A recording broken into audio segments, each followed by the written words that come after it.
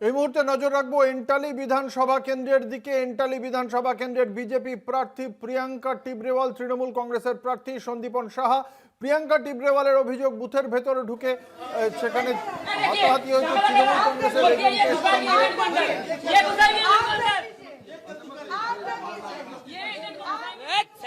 দেখাবো তো, চলো कोई अंदर नहीं बैठेगा,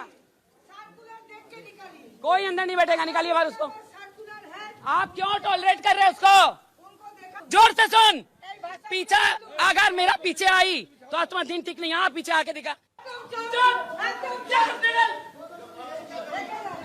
আমাদের সঙ্গে রয়েছেন আমাদের প্রতিনিধি অরিত্র ঘোষ। অরিত্র, ঠিক যে পরিস্থিতি আমরা দেখতে পাচ্ছি, উত্তপ্ত বাদানুবাদ, গায়ে ধাক্কা দিলেন প্রিয়াঙ্কা টিবরেওয়াল, ঠিক কি ঘটেছিল?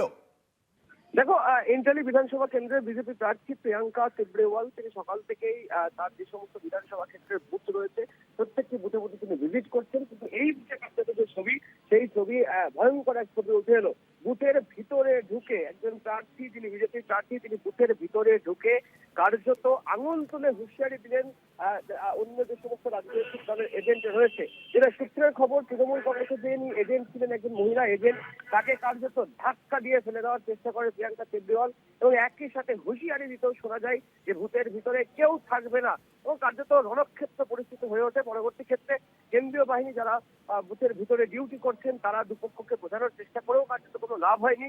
প্রিয়াঙ্কা টিবরেওয়ালকে কার্যত রণংদেহী মেজাজে তৃণমূলের যিনি এজেন্ট ছিলেন, যেটা সূত্রের খবর, সেই এজেন্টকে কার্যত ধাক্কা দিতে দেখা যায়, বারে বারে তাকে আঘাত করতে দেখা যায়, এবং সব মিলিয়ে ইন্টালির এই বুথে কার্যত উত্তেজনাকর পরিস্থিতি সৃষ্টি হয়। যদিও শেষ খবর পাওয়া পর্যন্ত এখন পরিস্থিতি শান্ত এবং থমথমে। হঠাৎ করে তৃণমূল কংগ্রেসের ওই এজেন্টের বিরুদ্ধে অভিযোগটা কি ছিল প্রিয়াঙ্কা টিবরেওয়ালের? দেখো, প্রিয়াঙ্কা টিবরেওয়ালের যে বক্তব্য, যেটা স্পষ্টতই বোঝা যাচ্ছে যে তিনি বুথের ভিতরে অ্যালাউ করবেন না।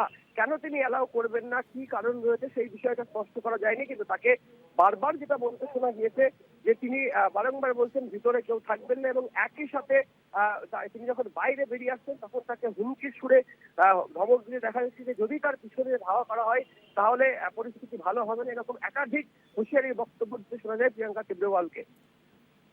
ধন্যবাদ। আমাদের সঙ্গে ছিলেন আমাদের প্রতিনিধি অরিত্র ঘোষ। আপনারা দেখতে পাচ্ছেন প্রিয়াঙ্কা টিবরেওয়াল এন্টালি বিধানসভা কেন্দ্রের বিজেপি প্রার্থী, তৃণমূল কংগ্রেসের এক এজেন্টের বিরুদ্ধে তিনি যথেষ্ট যে বক্তব্য রাখেন, কার্যত হুঁশিয়ারি দেন ওই তৃণমূল কংগ্রেসের এজেন্টকে।